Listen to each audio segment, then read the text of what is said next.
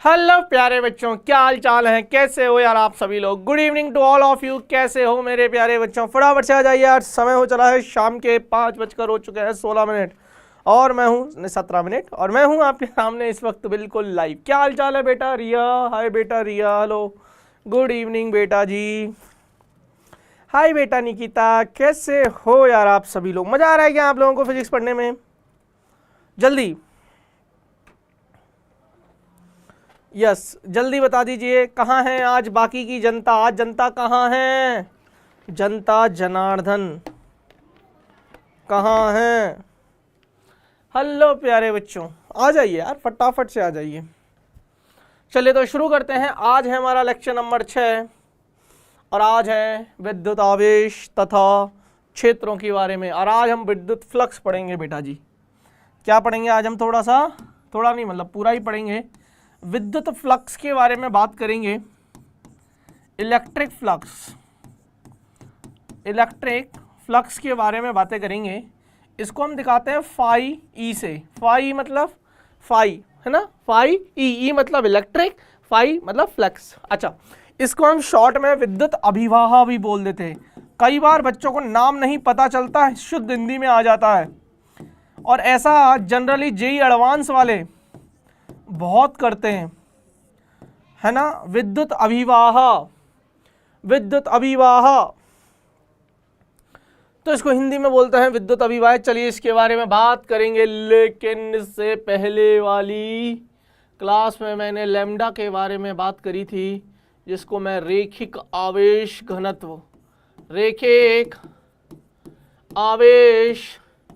घनत्व के बारे में बात करी थी या नहीं करी थी? उठा के दोनों हाथ बोलिए,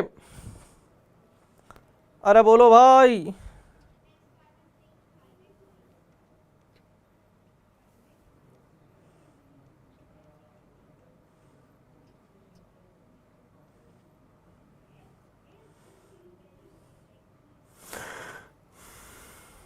यस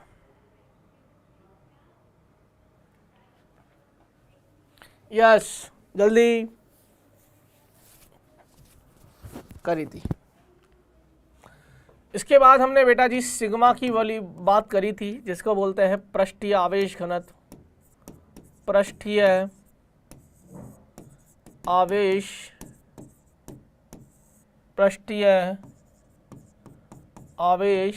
घनत्व।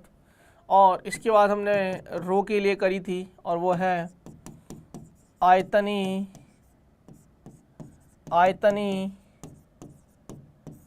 आवेश घनत्व। आयतनीय आवेश घनत्व। और इसके बारे में मैंने बता दिया था कि लैम्डा जो होगा वो Q/L होगा, सिग्मा जो होगा वो Q/A होगा और रो जो होगा वो Q/V होगा।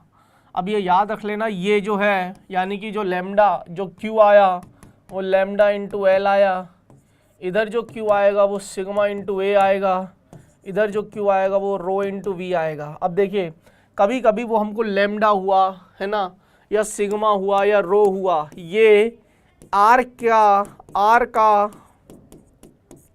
फलन है, ऐसा दे सकते हैं सवालों में।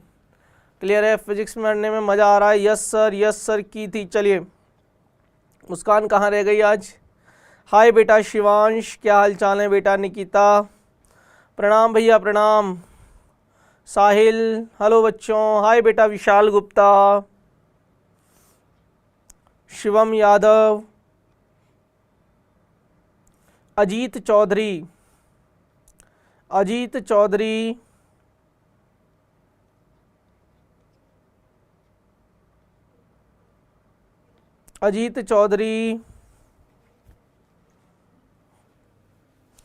हाँ चलिए तो अब शुरू करते हैं। ये आंसर्स हैं, उत्तर है जो लेक्चर नंबर 5 में मैंने सवाल दिए थे। जो लेक्चर नंबर 5 में मैंने आपको सवाल दिए थे उन सब के आंसर्स हैं। तो कल मैंने कुछ क्वेश्चंस दिए थे, कितने बच्चे ऐसे हैं जिन्होंने उसको सॉल्व किया है, नहीं किया है तो अब आंसर्स लिख लेना। पहला क्वेश्चन का आंसर है 20 सेंटीमीटर, दूसरे क्वेश्चन का आंसर है ये रहा, तीसरे का आंसर ये रहा, चौथे का ये रहा, पांचवे का ये रहा, छठे का ये रहा। सारे क्वेश्चंस के आंसर मैंने आपको दे दिए हैं, तो आप मैच कर लेना। कल सच में बताना लास्ट में आखिरी में मैंने कुछ क्वेश्चंस दिए थे होमवर्क में, अरे हाँ या ना, हाँ या ना, कर ली थी, कर लिए थे तो बेटा फिर आंसर्स मैच कर लेना बेटा रिया, बेटा रिया आंसर्स मैच कर लेना।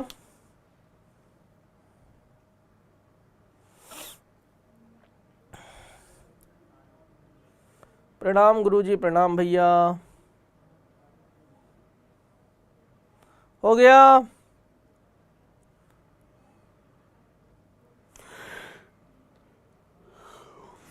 सॉरी, चलो अब हेडिंग लगाएंगे विद्युत बल रेखाएं। पहले थोड़ा सा इलेक्ट्रिक फील्ड लाइंस के बारे में पढ़ लेते हैं, हालांकि पढ़ना क्या है इसमें, है ना, सब कुछ लिखा हुआ है ना, वही है, इनको याद भी रख लेना। इलेक्ट्रिक फील्ड लाइंस, विद्युत बल रेखाएं। देखिए सबसे पहले तो ये याद रखना, धनावेश से विद्युत बल रेखाएं निकलती हैं और ऋणावेश में समाप्ति हैं। धनावेश से हमेशा निकलेंगी और ऋणावेश में समाएंगी। यह कभी भी बंद वक्र नहीं बनाती, बंद लूप नहीं बनाती।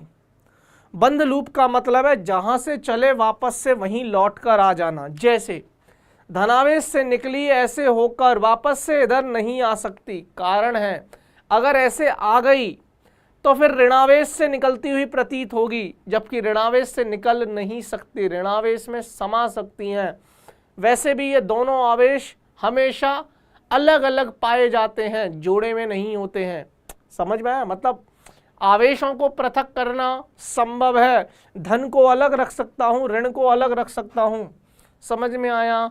तो अब इनके बारे में थोड़ी बात करते हैं। बल रेखाएं विद्युत क्षेत्र में एक काल्पनिक रेखाएं होती हैं। ये एक सिर्फ काल्पनिक रेखा है, आपको कभी दिखाई नहीं देंगी। आप बोलो सर मुझे नग्न आंखों से ये देखनी है, आपको ये नहीं दिखाई देंगी, परंतु आप इसको फील कर सकते हो। आप मतलब अगर आप आवेश होते, एक अन्य आवेश होते, तो आप इसको फील कर सकते थे, परंतु ये आपको दिखाई देंगी ऐसा नहीं है।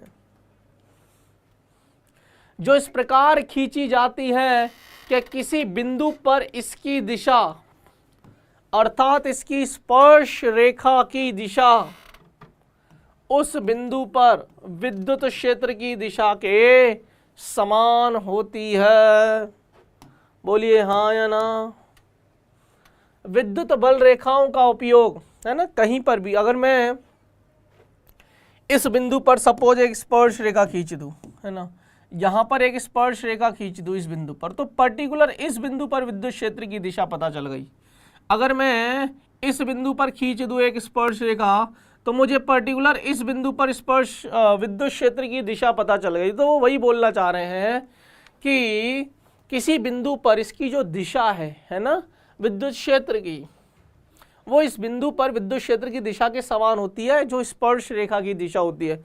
स्पर्श रेखा ऐसे खींची तो विद्युत क्षेत्र की दिशा भी ऐसे ही हो गई। विद्युत बल रेखाओं का उपयोग विद्युत क्षेत्र की तीव्रता के परिमाण की तुलना के लिए भी किया जा सकता है। क्षेत्र की तीव्रता एकांक क्षेत्रफल से लंबवत गुजरने वाली बल रेखाओं की संख्या के समानुपाती होती है। अब सुनिए क्या बोला है, विद्युत क्षेत्र की जो तीव्रता है वो तीव्रता एकांक क्षेत्रफल से लंबवत गुजरने वाली बल रेखाओं की संख्या के समानुपाती होती है। फ्लक्स की बात कर रहे हैं धीरे धीरे, अब विद्युत फ्लक्स की बात करने वाले हैं धीरे धीरे। विद्युत बल रेखाएं निम्नलिखित गुणधर्म रखती हैं। पहला, यह काल्पनिक होती है। डायग्राम समझ में आ गया? यह काल्पनिक होती हैं, ये आपस में कभी नहीं काटती। कारण बता सकते हो क्यों नहीं काटती? क्यों नहीं काटती? लिखो,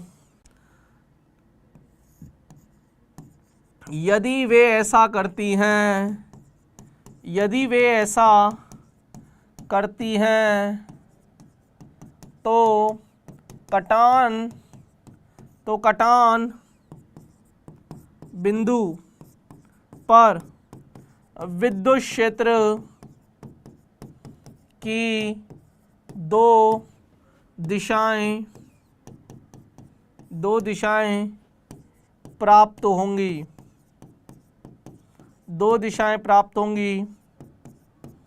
जो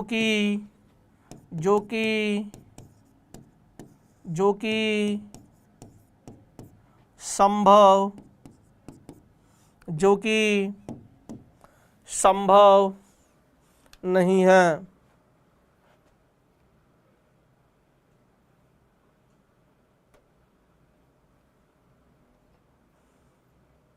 जो कि संभव नहीं है। मान लीजिए एक विद्युत बल रेखा ये रही, एक की दिशा इस दिशा में थी और एक की दिशा इस दिशा में थी और ये आपस में काट दी।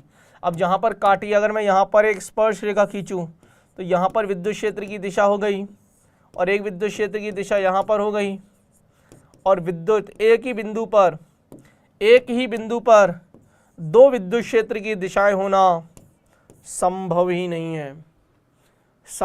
नहीं है। इसलिए कभी एक दूसरे को नहीं काटती। समझ में आया? चलिए, कभी बंद लूप नहीं बनाती। अभी रीजन दे चुका था बंद लूप क्यों नहीं बनाती है। अगर धन से निकल रही हैं तो ऋणावेश में समाएंगी। अच्छा, एक बात और मान के चलना, इस पर सवाल बनेगा आपका, या आपका सवाल पूछा जा सकता है जो आपका टेस्ट होगा इस शनिवार को। 31 अगस्त को आपका टेस्ट है। ये सवाल पूछा जा सकता है, सर कहीं आप क्वेश्चन तो नहीं बता दे रहे हो? सर मैं ये कह रहा हूं मैंने क्वेश्चन बता दिया इनडायरेक्टली, लेकिन चैलेंज देता हूं तुमसे, फिर भी नहीं होंगे 31 अगस्त को जो पेपर है उसमें सवाल। टेस्ट बना दिया मैंने, टेस्ट बना दिया है, तुमसे होंगे ही नहीं वो। 2 सवाल रखें और दोनों ही बड़े प्यारे सवाल है। क्या सवाल है? अगर ये आवेश ज्यादा है, देखिए, अरे यार है तो धनावेश, अगर QA बड़ा है QB से, ये B वाला मान लो, ये A वाला मान लो, तो जो आवेश बड़ा होता है उससे ज्यादा बल रेखाएं निकलती हैं। ये कम है तो इसमें कम बल रेखाएं समाएंगी। कुल मिला के आवेश बड़ा, विद्युत बल रेखाएं ज्यादा निकलना शुरू हो जाएंगी। तो वही वाली बात बोल रही है ना, समझ में आया? इसीलिए देखो यहां से 1 2 3 4 5 6 7 8 9 10 11 12 13 14 15 निकली। अब कितनी समा रही हैं? 1 2 3 4 5 6 7 8 9 10 11 12 13 ही बल रेखाएं समा रही हैं। निकली 15 थी, समा रही है 13, क्योंकि लिखा हुआ है A आवेश ज्यादा है B आवेश से। अगर ऐसा है, जो आवेश जितना बड़ा उसमें बल रेखाओं की संख्या भी उतनी ज्यादा। अगला, आवेश पर उत्पन्न होने वाली या समाप्त होने वाली रेखाएं आवेश के परिमाण के समानुपाती होते हैं। गुरुजी यही तो बताया अभी। मजा आ रहा है क्या?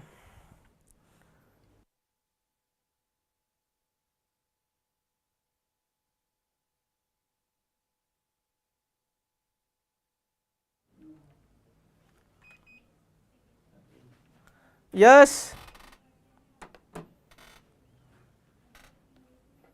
बोलिए बेटा। रिया, समझ में आया? निकिता, साहिल, मोहन मिश्रा, हाय बेटा मोहन। हाँ, लक्ष्मण विश्वकर्मा ने कितना प्यारा आंसर दिया है कि इनके कटान बिंदु पर दो स्पर्श रेखाएं खींची जा सकती हैं। और स्पर्श रेखा खींची मतलब वो विद्युत क्षेत्र की दिशा दिखाएगी, यानी कि कटान बिंदु पर दो विद्युत क्षेत्र की दिशाएं संभव नहीं हैं। इसलिए विद्युत बल रेखाएं आपस में एक दूसरे को नहीं काटती हैं। यदि वे ऐसा करती हैं, वहां रीजन लिखा हुआ है। फील आ रहा है? मजा आ रहा है? चौथे के बाद 5वां 6वां 7वां 8वां ये भी लिख लो, ये लिखने हैं। इनसे सवाल आ जाते हैं। बल रेखाएं चालक की सतह पर लंबवत रूप से प्रारंभ और समाप्त होती हैं। बल रेखाएं चालक की सतह पर लंबवत, अगर चालक है तो लंबवत ही निकलेंगी और लंबवत ही टर्मिनेट होंगी। यदि विद्युत क्षेत्र अनुपस्थित है तो वहां कोई बल रेखाएं नहीं होती। अगर कहीं विद्युत क्षेत्र है ही नहीं तो बल रेखाएं भी नहीं है ना भाई। किसी क्षेत्रफल के लंबवत इकाई क्षेत्रफल से पारित होने वाली बल रेखाएं उस पर विद्युत क्षेत्र की तीव्रता का परिमाण प्रदर्शित करती हैं। सही है। सघन रेखाएं, सघन मतलब घनी, घनी, जहां पर ज्यादा, ऐसे बना दूं तो मैं, है ना, ऐसे बना दूं तो इधर सघन है ना, प्रति एकांक क्षेत्रफल, और उतना ही अगर मैं इसमें बनाऊं तो इसमें से कम बल रेखाएं गुजर रही हैं। तो जहां सघन है वहां प्रबल क्षेत्र प्रदर्शित होगा, जहां कम है जबकि विरल यानी कि दूर दूर है तो दुर्बल क्षेत्र है, यानी कि यहां पर कमजोर विद्युत क्षेत्र है, यहां पर प्रबल विद्युत क्षेत्र है। एक विद्युत क्षेत्र में बल रेखा पर स्पर्श रेखा क्षेत्र की तीव्रता की दिशा दर्शाती है। नोट करिए। अब फ्लक्स पे आ जाएंगे। चलिए, इतना नोट करिए।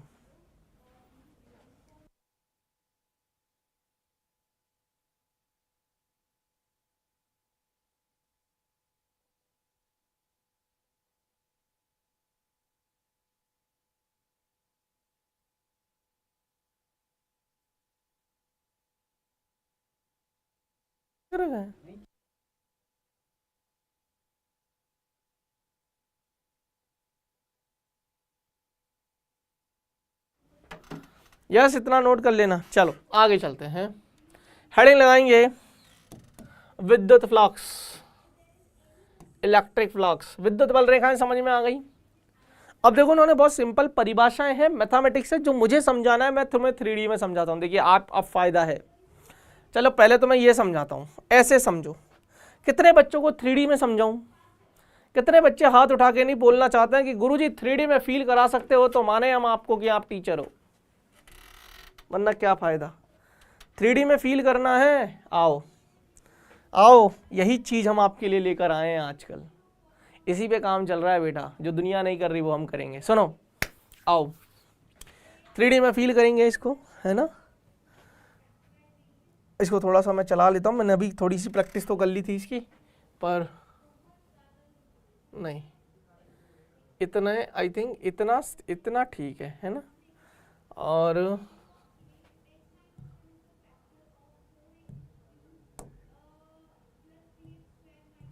हाँ, अब देखो, ये प्रति एकांक, ये एक क्षेत्रफल है। विद्युत बल रेखाएं ऐसे गुजर रही हैं, विद्युत बल रेखाएं ऐसे गुजर रही हैं। इसकी थोड़ी सी स्पीड अपन 1 कर देते हैं, ठीक है। अब सुनो, फाई इज इक्वल टू होता है EA cos थीटा। देखो इसमें सब कुछ समझ में आएगा। चलो पहले एक काम करते हैं, पहले मैं ना लिखित में समझाता हूं आपको। देखो, phi is equal to flux है वो E.A S क्या है? वही विद्युत क्षेत्र और क्षेत्रफल सदिश के मध्य का कोण है। क्षेत्रफल सदिश मतलब जो एरिया वेक्टर है, जो एरिया वेक्टर है वो always perpendicular to the surface area. तो बेसिकली आप इसको कैसे लिखते हो? ES cos theta. Basically electric flux जो है ना, विद्युत फ्लक्स जो है ना, वो आपको विद्युत बल रेखाओं की संख्या बताता है। Number of electric field lines passing through an area. Basically it is a count, संख्या बताएगा।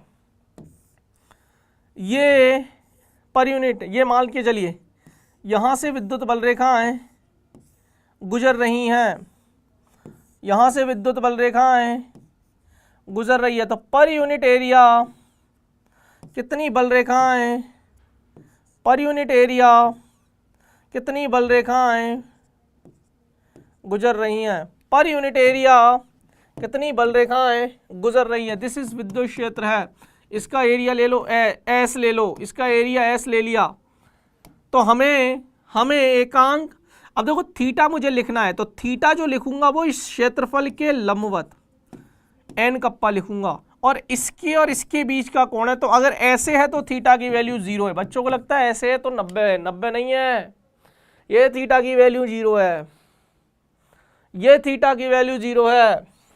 समझ में आया? अब समझ में आया। अब सुनिए, अगर इसी को मैं थोड़ा सा टिल्ट कर दूं, है ना,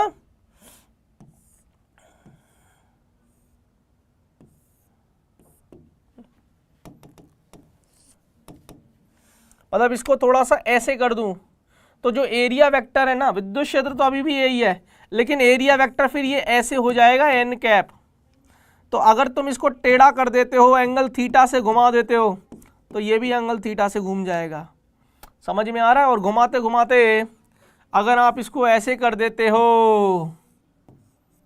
और विद्युत बल रेखाएं ऐसे हैं, तो एरिया वेक्टर एन कप्पा इधर है, विद्युत क्षेत्र इधर है, तब थीटा की value 90।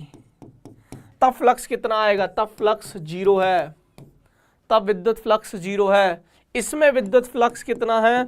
E into S cos theta, theta की वैल्यू 0 है। बच्चा ये 90 नहीं है, फिर कह रहा हूं बच्चा ये 90 नहीं है। नंबर ऑफ इलेक्ट्रिक फील्ड, सोच के देख, लंबवत होगा तभी ना गुजर पाएंगी, लंबवत होगा, लंबवत इन द सेंस ये एरिया को, इस क्षेत्रफल को तुम ऐसे रखोगे तभी ना गुजर पाएंगी। अगर मैं इसको ऐसे रख दूं और विद्युत बल रेखाएं भी ऐसे हैं, कैसे गुजरेंगी? ये तो समांतर हो गया ना।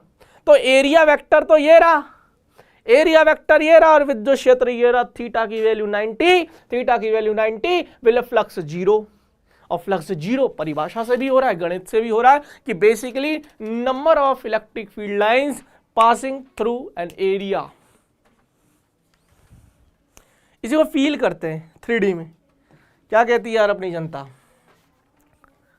है ना? इसको शुरू से चलाते हैं।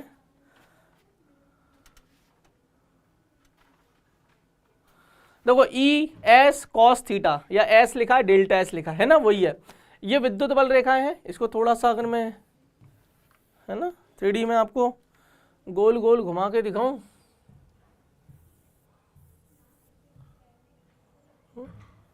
है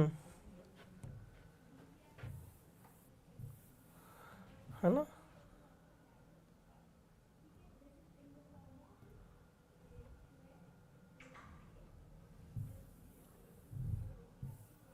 हाँ अब आ गया। देखो सुनो, थोड़ा सा इसको छोटा कर लेते हैं, है ना। अब देखो,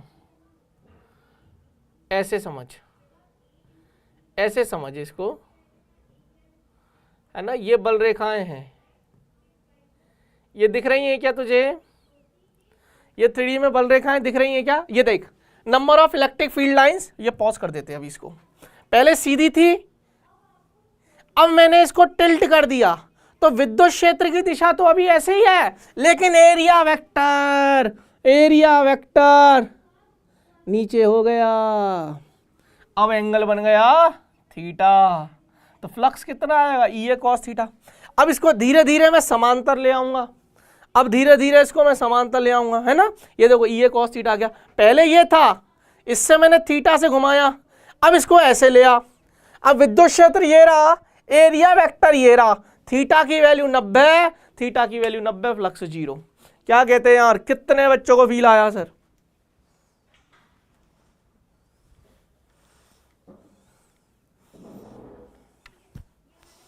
आया फील? इलेक्ट्रिक फ्लक्स लाइन को फील किया? यही सब चीजें काम चल रहा है बेटा, बना रहे हैं अभी हम, बहुत सारी चीजें बना रहे हैं, आने वाले समय में देखना तुम। लेकिन टेंशन मतलब तुम लोगों के लिए भी बना देंगे जब तक। क्लियर है? फील है? फील है?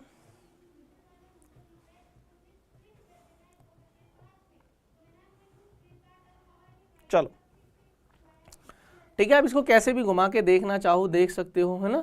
तुम बोलो सर ऐसे नहीं, ऐसे दिखा दो, देखो एंगल थीटा, जैसे भी देखना चाहो। अच्छा देखो मैं हमेशा बताता हूँ ना, देखो अब ये ऐसे विद्युत क्षेत्र आ रहे हैं तो तुम्हें ऐसे लगते हैं ना जैसे देखो ऐसे आ रहा है ना। देखो इसको, ये 3D का कमाल है।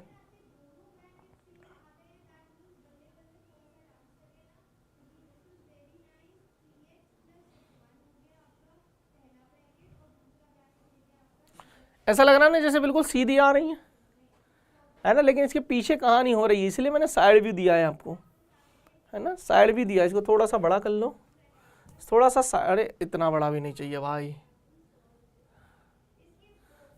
फील है, समझ में आया, एंगल थीटा समझ में आया, हाँ या ना।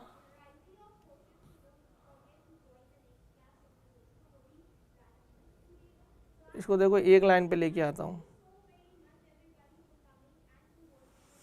है ना। अब देखो, अब देख लो बहुत अच्छे से, सब कुछ समझ में आएगा। एंगल थीटा वीटा क्लियर है। चलो आगे चलते हैं, नोट्स पे चलते हैं वापस। ठीक है, वही है ये फ्लक्स। समझ में आया? कितने बच्चों को समझ में आया?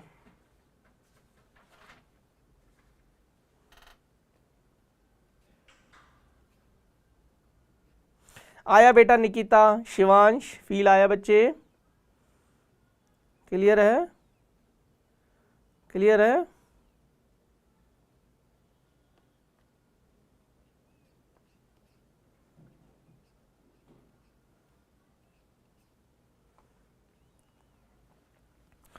अब इसको थोड़ा सा फॉर्मूला है, इसको याद रखिएगा, है ना, कि सतह S से संबंधित किसी विद्युत क्षेत्र का विद्युत फ्लक्स निम्न समीकरण, फाई लिखा हुआ है, ये ऐसे इंटीग्रेशन बनाया हुआ है, आप इससे घबराना मत। ई सदिश डॉट एस सदिश लिखा है, ई सदिश डॉट एस सदिश लिखा है। अब सुनिए, अब इसमें थोड़ा सा ये वाला पॉइंट याद रख लेना मेरे कहने पर, किसी सतह से संबंधित फ्लक्स उस क्षेत्रफल से लंबवत गुजरने वाली बल रेखाओं की संख्या के समानुपाती। अगर खुली सतह है तो खुली सतह है तो E डॉट डी एस हो जाएगा, तब तो समाकलन करने की जरूरत नहीं है, मतलब क्लोज सरफेस का समाकलन करने की नहीं है।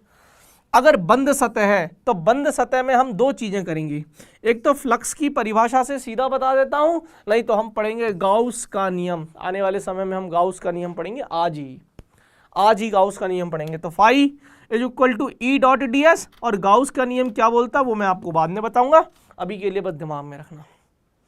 चलो आगे चलते हैं। ये जो एरिया वेक्टर है ना, इसकी दिशा हमेशा तल के लंबवत और बाहर की ओर होती है। इस शब्द को याद रखिएगा, बाहर, ऐसे गोला बना लो, तल के लंबवत होगी, हमेशा बाहर की तरफ होगी। विद्युत फ्लक्स एक अदिश राशि है, तो छोटी छोटी बेसिक फॉर्मेलिटीज। मात्रक इसका वोल्ट इंटू मीटर या न्यूटन इंटू मीटर स्क्वायर प्रति कूलम। विमा इसकी दे रखी है, विद्युत फ्लक्स की विमा ये होती है।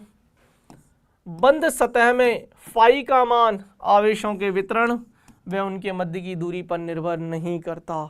आवेशों के आवेश फाई का मान जो होता है वो आवेशों के वितरण और उनकी दूरी पर निर्भर नहीं करता। बंद सतहों में बस डिपेंड करता टोटल आवेश कितना है, डिस्ट्रीब्यूशन पर डिपेंड नहीं करता।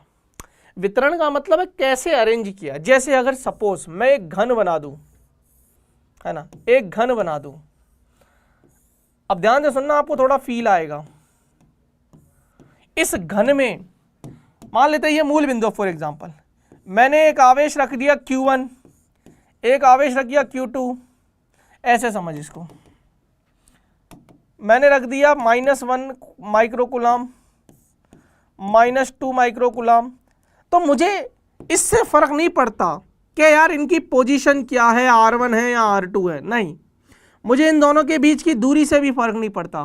मुझे इससे फर्क पड़ता है कि इस बंद वक्र के अंदर, इस बंद सतह के अंदर टोटल कितना आवेश है, वो टोटल आवेश मेरा फ्लक्स का कारण बनेगा। तो -1 और -2 -3 माइक्रोकूलम जो भी आवेश है उसकी वजह से जो फ्लक्स आएगा, इस पर डिपेंड नहीं कर रहा कि यहां, इसको मैं यहां से यहां रख दूं ना, यहां रख दूं ना, तब भी एक ही बात है, फ्लक्स उतना ही रहेगा। समझ में आया? Enclosed charge. ये गॉस में थोड़ा ज़्यादा फील आएगा, ठीक है, लिखते जाओ, थोड़ा सा स्पीड पकड़नी है। फाई का मान निम्न परिस्थितियों में शून्य होता है। आप सुनिए, लिखिए, फाई का मान निम्न परिस्थितियों में शून्य होता है। भैया एसी चला दो, बहुत गर्मी लग रही है यार।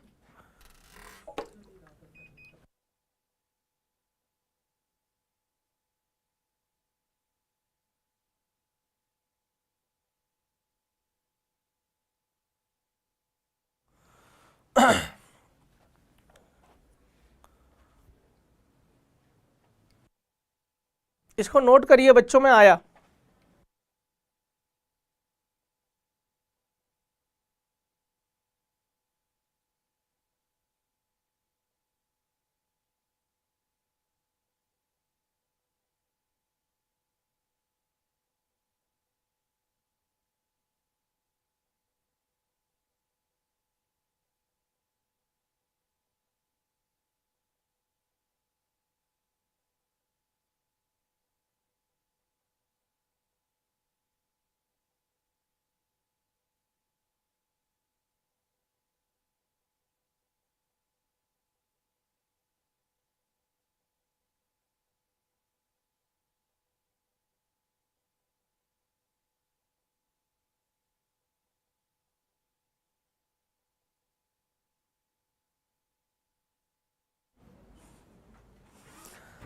चलो,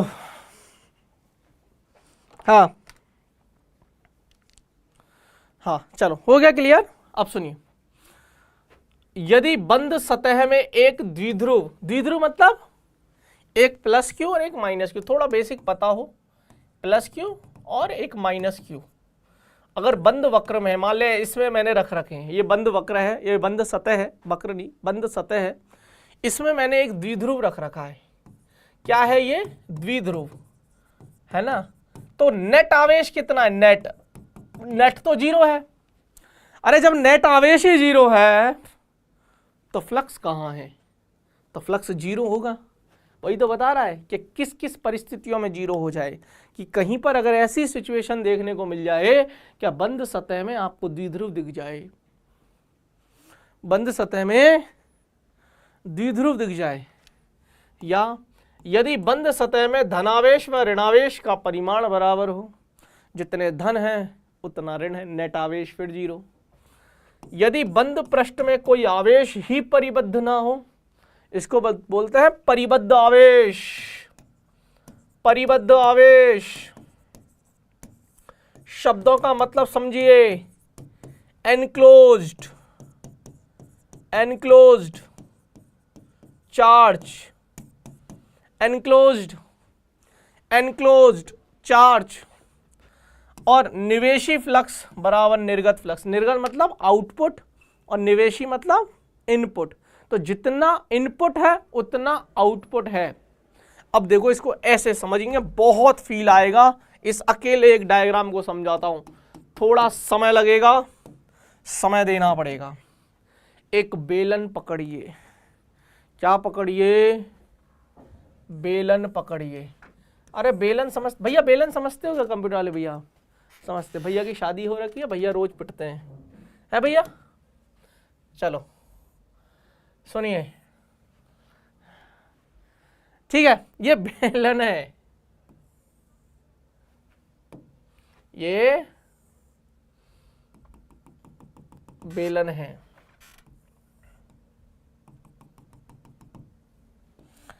समझ गए? ये क्या है? ये बेलन है ना। और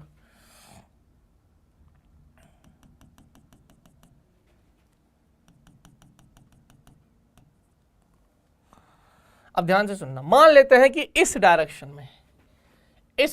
में विद्युत क्षेत्र है। अब मुझे फ्लक्स निकालना है इस बेलन से, है ना। तो तुम क्या बोलोगे? सर इधर का ds ले लूं तो ds ले लो छोटा सा एरिया, और विद्युत क्षेत्र भी इधर है, विद्युत क्षेत्र की दिशा भी इधर है, तो थीटा की वैल्यू 0 है। इसमें विद्युत क्षेत्र की दिशा तो इधर है, विद्युत क्षेत्र तो ऐसी चल रही है, लेकिन ds एरिया वेक्टर, छोटा सा एरिया बाहर की तरफ लेंगे। याद करो मैंने बोला था बाहर लेंगे, इधर की तरफ। अब ये भी तो एक सरफेस है ना गोलाई वाली, ये गोलाई है, गोलाई, अरे नालायकों बेलन है, बेलन। तो विद्युत क्षेत्र तो इसमें इधर ही है, लेकिन इसका ds वेक्टर बाहर की तरफ है, तो इसमें तो थीटा की वैल्यू 90 है, इसमें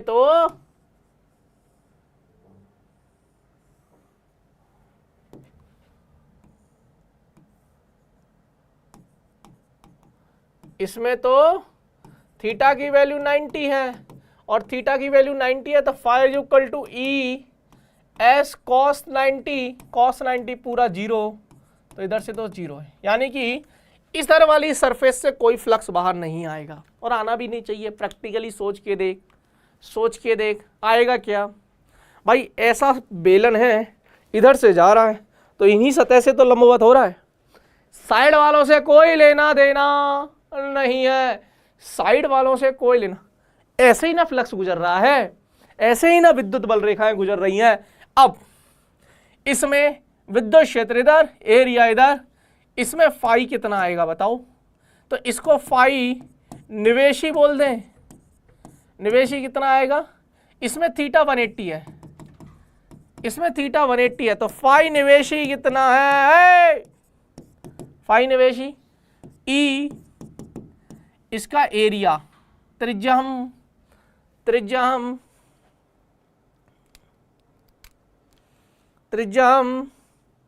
आर ले लेते हैं, मान लेते हैं ये त्रिज्या है आर, तो pi R square E into pi R square cos 180, और पूरी दुनिया को पता है कॉस 180 का मान -1, तो माइनस पाई आर स्क्वायर ई। अगर मैं इधर बात करूं तो इधर तो थीटा 0 है, तो फाई निर्गत ई, अगेन इसका एरिया तो पाई आर स्क्वायर है इंटू कॉस थीटा, कॉस 0 1, तो फाई निर्गत पाई आर स्क्वायर ई, वही है। इन मतलब निवेशी, आउट इतना। अगर मुझे निवेशी पता है, मुझे निर्गत पता है, तो टोटल कितना है, जितना माइनस है उतना प्लस है, टोटल कितना है 0। ये काम आएगा जब मैं आपको गाउस लॉ पढ़ाऊंगा, गाउस थ्योरम, गाउस प्रमेय पढ़ाऊंगा, तब बहुत काम आएगा इस तरीके का लेना कि विद्युत क्षेत्र इधर है, एरिया वेक्टर भी इधर है, एरिया वेक्टर लेना है। अब इसको फील कर, ऐसे मान कि ये एक चकती होती, विद्युत क्षेत्र इधर, एरिया वेक्टर भी इधर, थीटा 0, ये एक चकती है, विद्युत क्षेत्र इधर, एरिया वेक्टर बाहर। बस एक लाइन याद रख लेना, मेरी गांठ बांध ले, कसम का, अंटी मत बना लेना, ऐसे अंटी मत बना, कसम खा। क्या भैया जब भी एरिया वेक्टर लूंगा बंद सतह में हमेशा बाहर की तरफ लूंगा, बस इधर अंदर नहीं लेना, बात खत्म। फील करिए इस फील को। मजा नहीं आता यार तुम लोगों को यार पढ़ाने में यार, सुस्त बच्चे हो, सुस्त।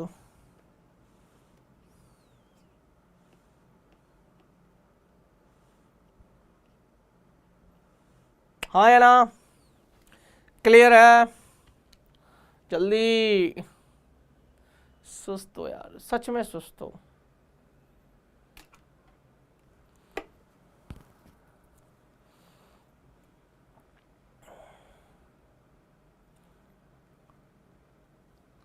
हेडिंग लगा लो गाउस प्रमेय, हेडिंग लगा लो गाउस प्रमेय, हेडिंग लगा लो गाउस प्रमेय। सिंपल क्लोज सरफेस इंटीग्रेशन,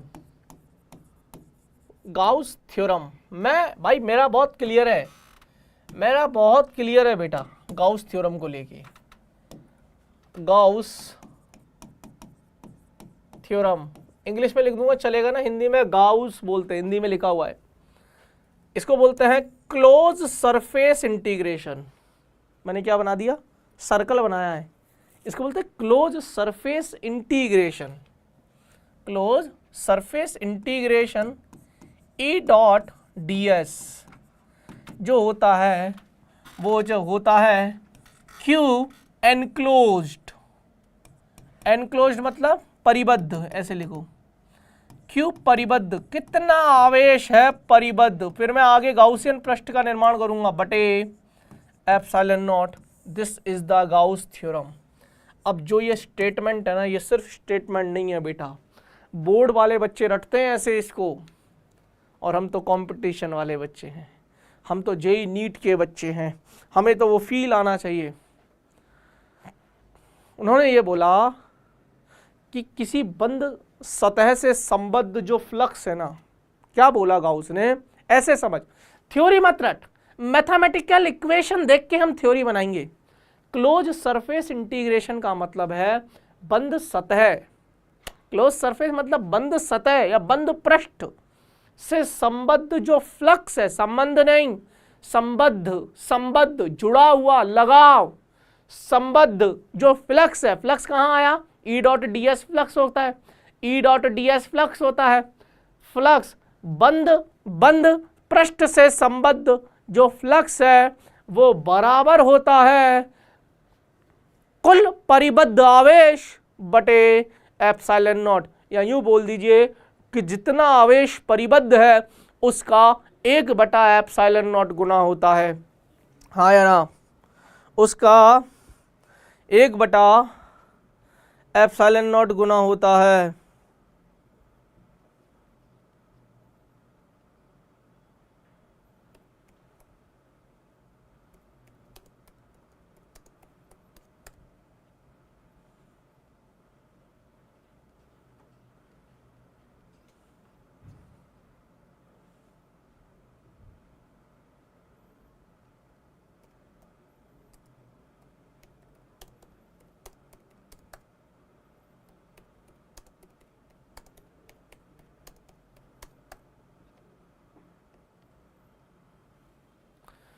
किसी बंद पृष्ठ से संबंधित फ्लक्स उस बंद पृष्ठ के द्वारा परिबद्ध कुल आवेश का 1 बटा एप्सिलॉन नॉट गुना होता है। जो मैंने मैथमेटिकल इक्वेशन देखी वही थ्योरेटिकल इक्वेशन देखती। यह नियम, अब देखो नियम कब लगेगा, क्यों लगेगा, यह नियम सममित आवेश वितरण के कारण उत्पन्न विद्युत क्षेत्र की गणना के लिए, हमें इलेक्ट्रिक फील्ड कैलकुलेशन में बहुत हेल्प होती है। विद्युत क्षेत्र की गणना करेंगे हम, वो गाउस के नियम के अनुप्रयोग में, गाउस के नियम के अनुप्रयोग में हम यही करेंगे। लेकिन बेटा बहुत सवाल है, मैं सोच रहा हूँ थोड़े सवालों की प्रैक्टिस करवा दूँ यार, टाइम लगेगा। आज ये लेक्चर का, आज ये चैप्टर कायदे से ख़त्म हो जाना चाहिए था पर नहीं हुआ। मैं क्या करूँ, मैंने बहुत कोशिश करी, लेकिन बड़ा है यार, स्थिर वैद्युतिकी बहुत बड़ा चैप्टर है। अभी ख़त्म इन द सेंस इसका पार्ट 1 ख़त्म होगा, मैंने 2 चैप्टर में तोड़ रखा है इसको, विद्युत आवेश तथा क्षेत्र और दूसरा विद्युत विभव तथा धारिता संधारित्र। ठीक है, तो पहले विद्युत आवेश और विद्युत क्षेत्र हो जाए, उसके बाद विद्युत विभव और संधारित्रों के बारे में बाद में बातें करेंगे। फिर वहाँ से विद्युत धारा आ जाएगा, इलेक्ट्रिक करंट आ जाएगा। थोड़ा सा टाइम लग रहा है बेटा, बट कोई नहीं, ना रुके हैं ना झुके हैं, मिलकर बढ़ते रहेंगे कदम। सुनिए, यह नियम सममित आवेश वितरण के कारण उत्पन्न विद्युत क्षेत्र की गणना के लिए उपयुक्त होता है। सभी सदिश क्षेत्र जो व्युत्क्रम वर्ग के नियम का पालन करते हैं के लिए लागू होता है। आप सुन लो, सिमेट्रिक है ना, एक समान रूप से आवेश वितरित होना चाहिए, ठीक है, और विद्युत क्षेत्र की गणना के लिए हम करेंगे इसका। अब यहां से सवाल बनते हैं, पहले आप इसके कुछ छोटे छोटे से नियम हैं वो सुन लो। नियम मतलब इन द सेंस कुछ शर्तें होंगी, कुछ शर्तें या कुछ अभिलक्षणिक गुण होंगे। थोड़ा सा थ्योरेटिकल है यार, लिखवाना पड़ता है, इसीलिए मैं लिख के लाता हूं, समय बहुत बचता है। गाउसीय पृष्ठ के अभिलाक्षणिक गुण तथा गाउस के नियम से संबंधित महत्वपूर्ण बिंदु। पहला, गाउसीय पृष्ठ से गुजरने वाला फ्लक्स इसकी आकृति पर निर्भर ही नहीं करता, यानी कि हम गाउसियन सरफेस बनाएंगे आने वाले समय में। गाउसियन सरफेस कैसा भी बना देना आप, कोई फर्क नहीं पड़ता। गाउसियन सरफेस कैसा भी बना देना, कोई फर्क नहीं पड़ता। जनरली हम ऐसा गाउसियन सरफेस बनाते हैं जैसा हमारा वास्तविकता में बॉडी होती है। घन है तो घन जैसा बना देंगे, कटोरा है तो कटोरा जैसा बना देंगे, यानी कि अर्धगोलाकार, और बहुत सारी चीजें है ना। गाउसीय पृष्ठ से गुजरने वाला फ्लक्स केवल पृष्ठ के अंदर कुल आवेश पर निर्भर करता है। उस गाउसियन सरफेस में एनक्लोज, ये याद रखना, अगर तुझे एक एक लाइन याद है ना, मेरी गारंटी कल तुझे फील आ जाएगा लेक्चर में, क्योंकि कल मैं एप्लीकेशन ऑफ गाउस लॉ पढ़ाने वाला हूं। Application of Gauss law. गाउसीय पृष्ठ से गुजरने वाला फ्लक्स गाउसीय पृष्ठ के अंदर आवेश की स्थिति पर भी निर्भर नहीं करता। कहाँ है कोई फर्क नहीं पड़ता, कुल कितना है वो उस पर फर्क पड़ता है। गाउसीय पृष्ठ पर विद्युत क्षेत्र की तीव्रता गाउसीय पृष्ठ के अंदर तथा बाहर उपस्थित सभी आवेशों के कारण होती है। किसी बंद पृष्ठ में आने वाले फ्लक्स को ऋणात्मक और बाहर जाने वाले फ्लक्स को धनात्मक, है ना। अंदर आने वाले फ्लक्स को ऋणात्मक और बाहर जाने वाले को धनात्मक। प्रूफ भी कर दिया था ये मैंने पहले, ठीक है, कर लिया इतना। ये हो गए हमारे 5 पॉइंट। अब हम पढ़ेंगे छठा, सातवां, और सातवें में भी ए एंड बी। तुम्हें दिख रहा है क्या ये?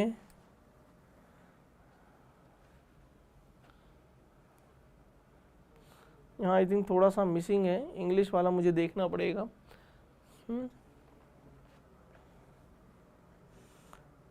एक मिनट रुक जाओ, आज क्या थोड़ा सा भूल गया था, मुझे ये लिखना था पर दूसरे काम में बिजी हो गया था मैं लेक्चर से पहले।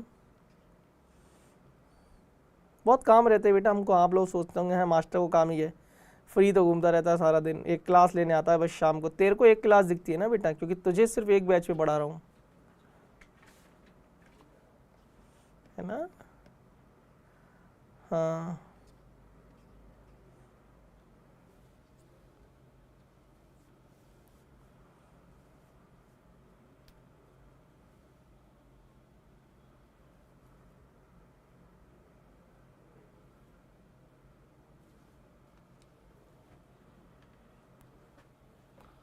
हाँ, बस यहाँ पर परंतु लिख लो, परंतु ही गायब है और कुछ नहीं, परंतु।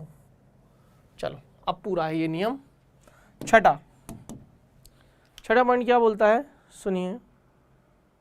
अच्छा तुम लोगों को समझ तो आ रहा है ना बेटा, सवालों में ज़्यादा मजा आएगा मुझे ऐसा लगता है। किसी गाउसीय पृष्ठ में फाई बराबर 0 है, कोई गाउसियन पृष्ठ है उसमें अगर फाई बराबर 0 है, फ्लक्स 0 है, का अर्थ यह नहीं है कि प्रत्येक बिंदु पर ई 0 है, परंतु अगर ई 0 है का अर्थ पक्का है कि फ्लक्स 0 है।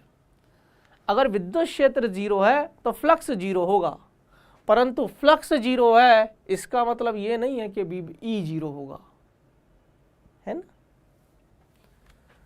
यदि एक बंद वस्तु कोई आवेश अंदर नहीं है, विद्युत क्षेत्र या तो एक समान या असमान में रखी है, तो इससे संबद्ध कुल फ्लक्स 0 होगा, यानी कि बंद वस्तु से संबद्ध जो फ्लक्स है वो 0 होगा, परंतु कोई आवेश परिबद्ध नहीं होना चाहिए। ये देखिए ये बंद वस्तु है, कोई आवेश नहीं है, फ्लक्स 0 है बंद वस्तु के अंदर।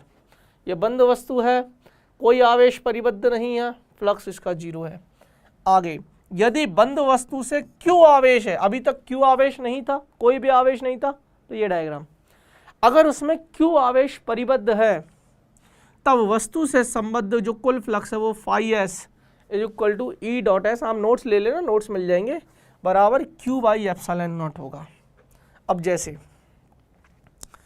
जैसे ये वाली वस्तु ऐसे समझ, है ना, ये कोई भी रैंडम शेप की वस्तु है और इस पर Q आवेश है, तो इस पर जो फाई ई होगा ना वो होगा Q बाई एप्सिलॉन नॉट। कोई फर्क नहीं पड़ता क्या डिजाइन है, मत देखना कभी भी, डिजाइनों से डरने की जरूरत नहीं है।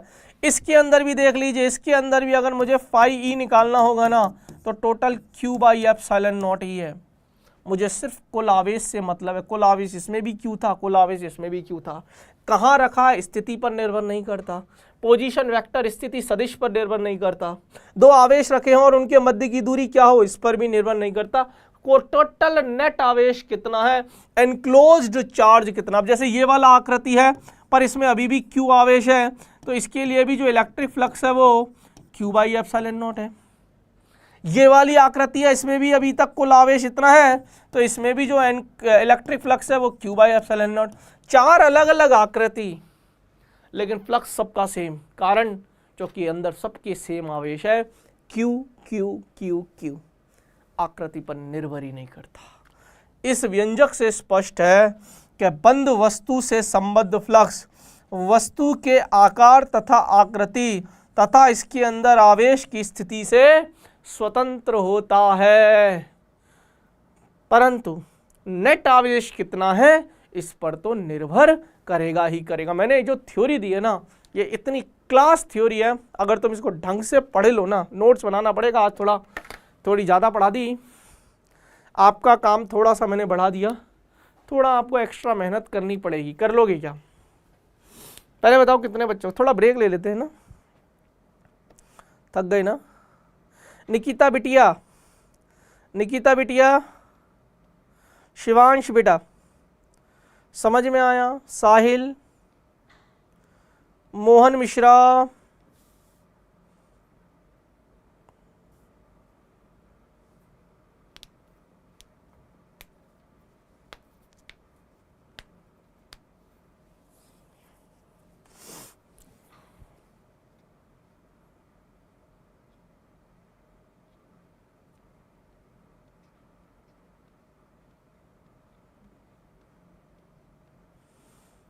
बेटा रिया, शिव, मुस्कान कहाँ रह गई आज? मुस्कान नहीं आई यार क्लास में, आना चाहिए बेटा। इतना नोट करिए बेटा, इतना नोट करिए पहले, या थोड़ा समझ लीजिए, थोड़ा समझ लो।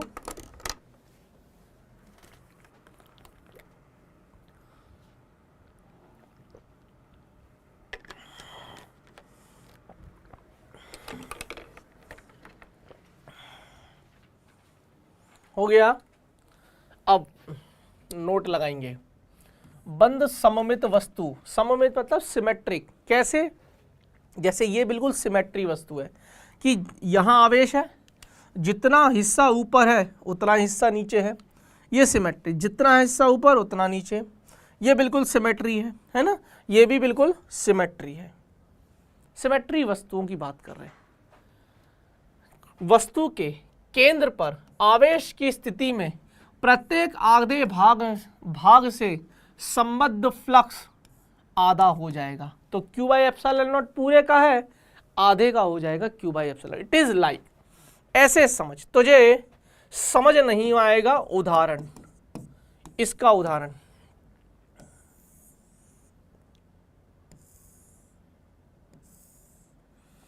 यहां क्यू आवेश है, तो कुल जो फ्लक्स आया था वो क्यू बाई एप्सिलॉन नॉट आया था।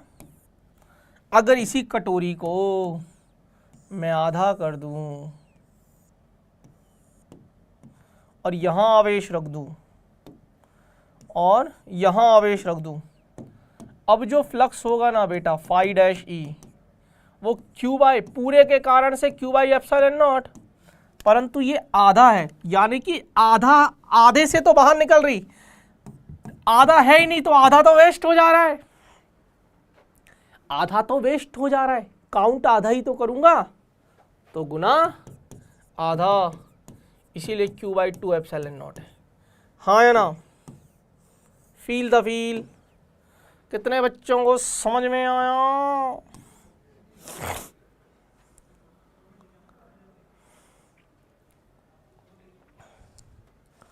कितने बच्चों को फील हुआ? कितने बच्चों को फील हुआ?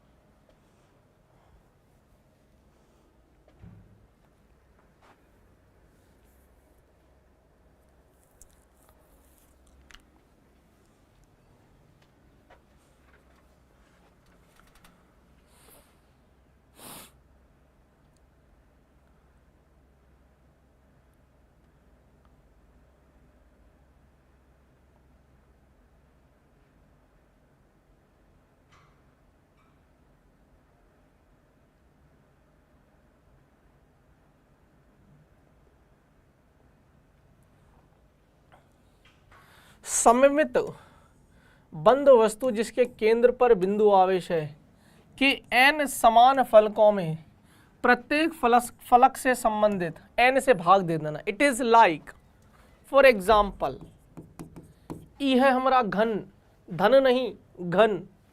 घन कैसे बनाते हैं, घन कैसे बनाते हैं भैया, ये देखो बचपन में सीखा था तीसरी क्लास में।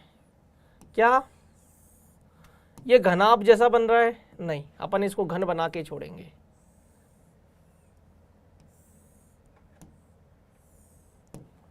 फील आया,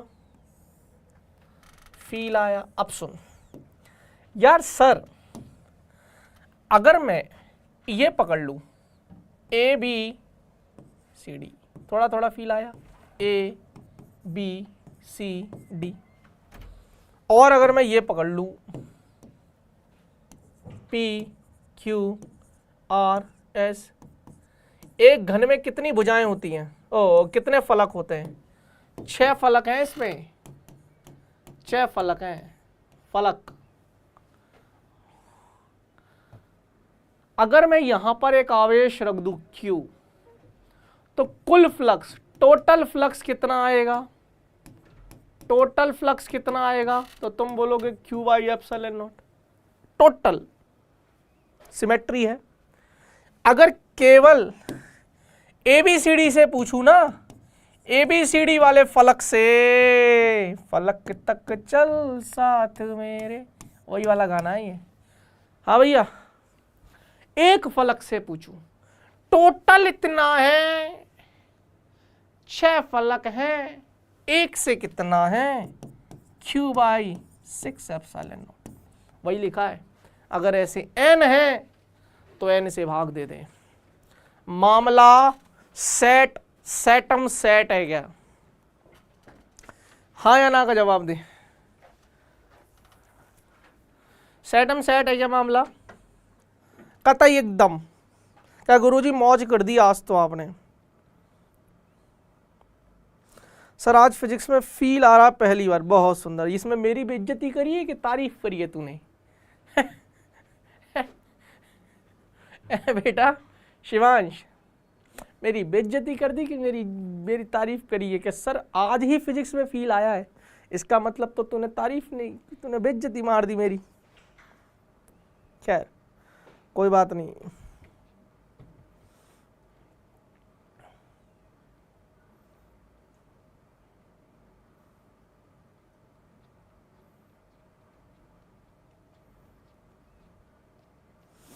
क्लियर है? अब गाउस के नियम द्वारा कुछ आकृतियां हैं जो मैं लाया हूं, लास्ट है ये, इनको खुद से समझिए, स्टार मार्क करेंगे। गाउस के नियम द्वारा फ्लक्स की गणना, flux calculation using Gauss law. सुन ओ सुन साहिबा सुन, सुनो भैया, ये वाला तो क्लियर कर चुका हूं, पहला वाला तो क्लियर है। किसी को डाउट है क्या?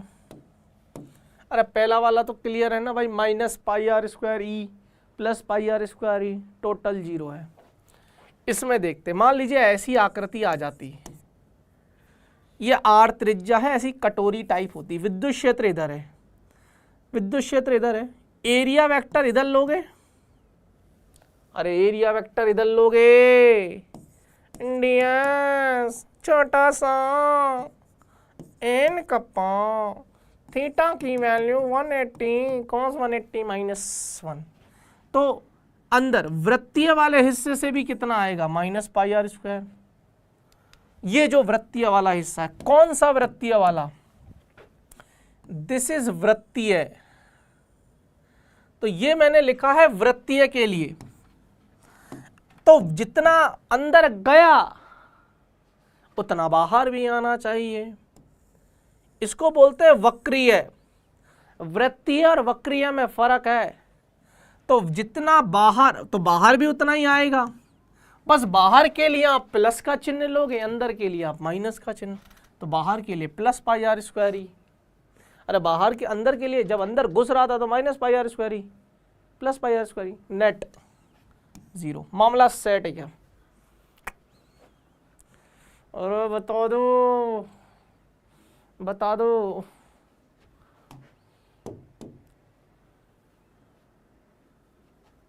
अब देख यहां पर देख, चलो तीसरा वाला आपको थोड़ा फील करवाता हूं, है ना। तीसरा वाला आपको फील करवाता हूं। कितने बच्चों को फील करना है? क्या गुरुजी कुछ तो फील करवा दो। कभी भी आपने हमें कुछ भी फील नहीं करवाया है।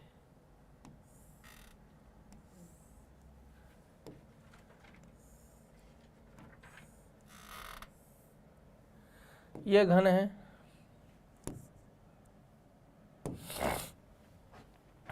अब ध्यान से सुनना, ऐसे समझ। ये एक्स अक्ष है, ये वाई अक्ष है, ये जेड अक्ष। एक बात बता बेटा, मान लेते हैं कि भैया विद्युत क्षेत्र इस दिशा में है,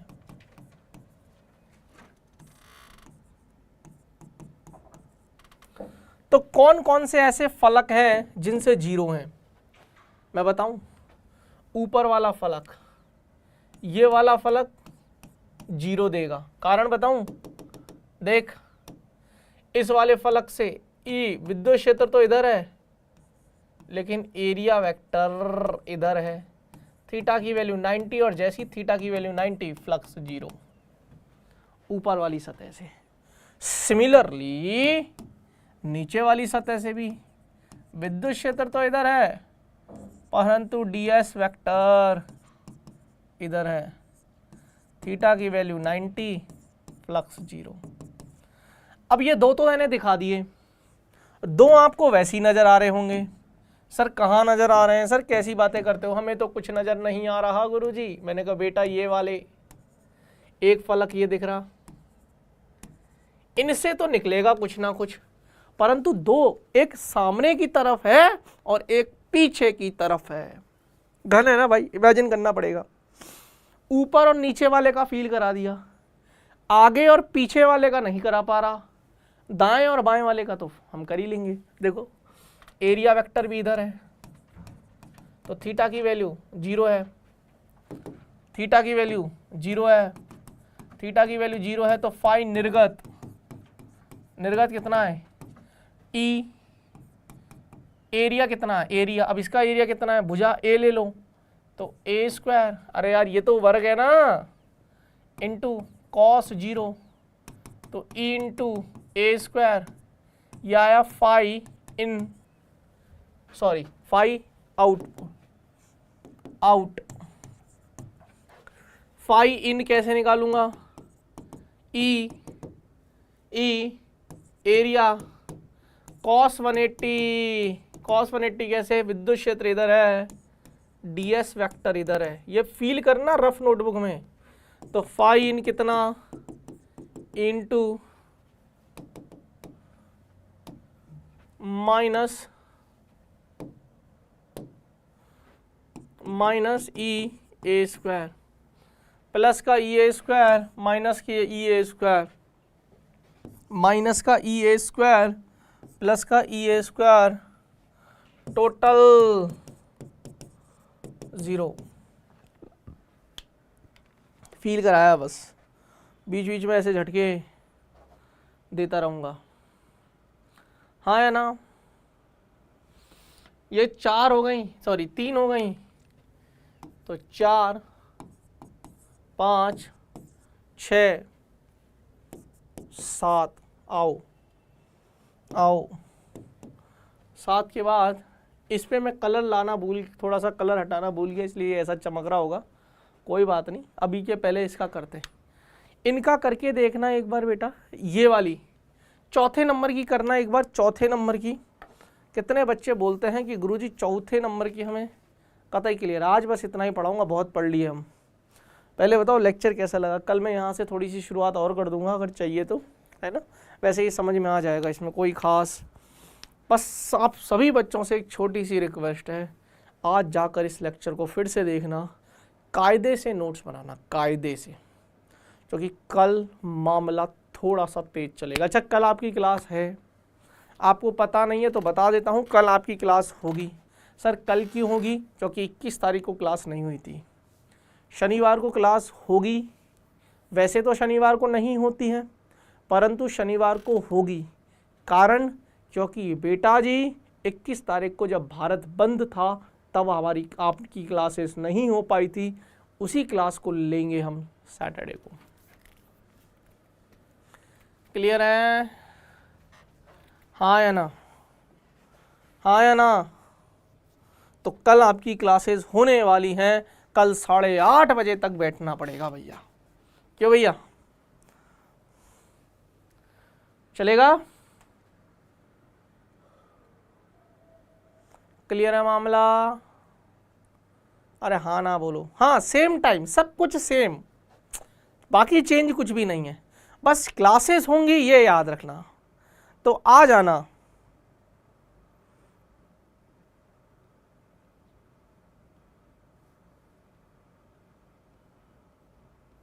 ठीक है बेटा निकिता, ठीक है बेटा शिवांश।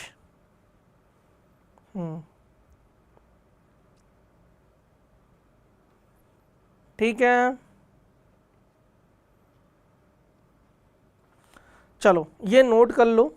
और अच्छा, ये करना है, अभी मैं क्लास बंद नहीं कर रहा, ये करना है, पहले ये करना है।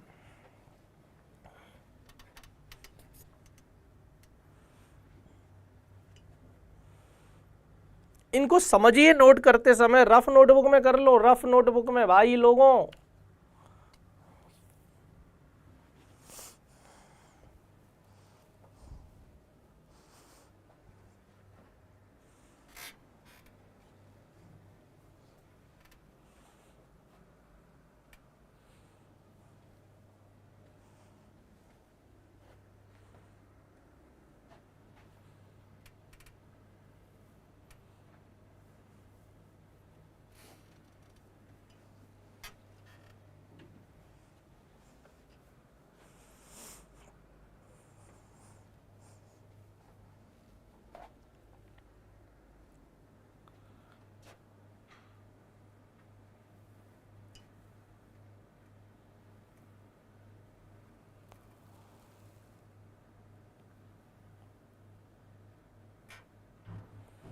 अरे बैठे हो यार भाई। फ्लक्स फाई ऐसे है, उल्टी कटोरी रखी हुई है, ई सॉरी फाई नहीं, ई ऐसे है, विद्युत क्षेत्र ऐसे है, अब करोगे कैसे?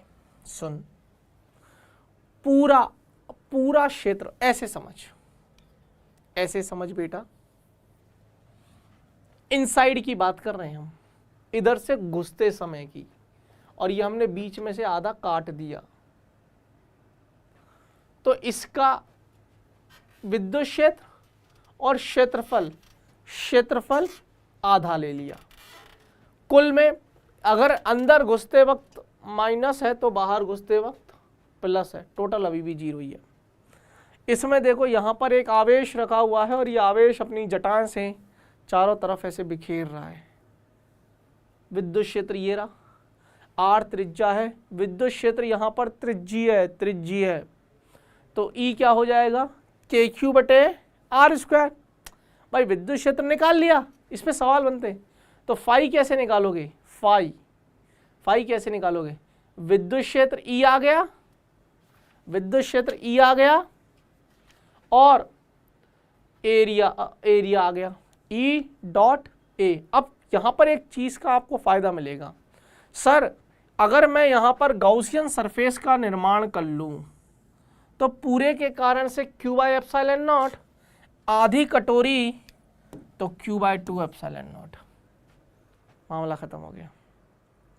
कहाँ रखा है वो बहुत डिपेंड करता है आवेश, मतलब कहाँ, मतलब किस तरीके से यहाँ पर त्रिज्या। अब इसका देखो, इसका देखो, पूरे के कारण से Q बाई एप्सिलॉन नॉट, आधा है तो Q बाई, नहीं यहाँ उल्टा सीधा हो गया है नाम, यहाँ ये तो क्या, अर्धगोलीय के कारण Q बाई 2 एप्सिलॉन, यहाँ नाम थोड़ा सा उल्टा सीधा है, यहाँ घन नहीं है, यहाँ बेलन है। क्या है बच्चा? बेलन। अब पूरे के कारण से q बाई एप्सिलॉन नॉट, तो आधे के कारण से q by 2 epsilon not.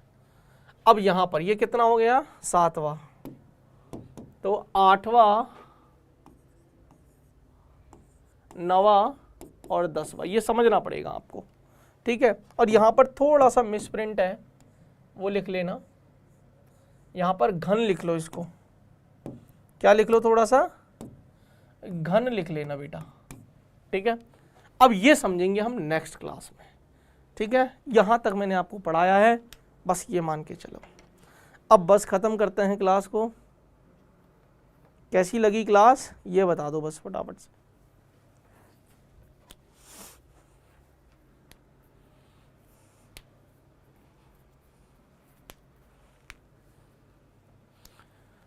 Class कैसी लगी ये बता दो।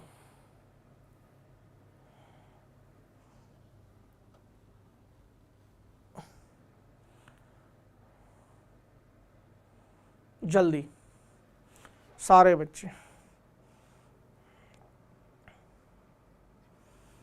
थोड़ा सा नेक्स्ट क्लास में पढ़ाना है मेरे को।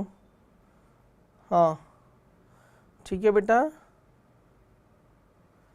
ये सब नेक्स्ट क्लास में पढ़ेंगे, अभी टेंशन मत लो। अपन आएगा, देखो चैप्टर बनने में टाइम लगता है ना, बनने में मतलब दिमाग में बनने में, आपका चीज़ें बिल्ड हो जाएंगी, डोंट वरी, लेकिन थोड़ा सा समय दीजिए, मुझे भी दीजिए, ठीक है, मुझे भी दीजिए और अपने आप को भी दीजिए। क्लियर है?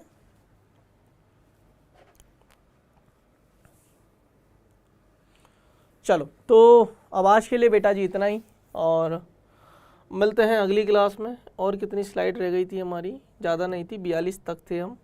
खैर ठीक है, चलिए बेटा जी अब आज के लिए इतना ही, मिलते हैं अगली क्लास में। उम्मीद करता हूँ आपको आज का लेक्चर अच्छा लगा होगा, मज़ा आया होगा। मिलते हैं नेक्स्ट क्लास में, तब तक के लिए बाय बाय, धन्यवाद।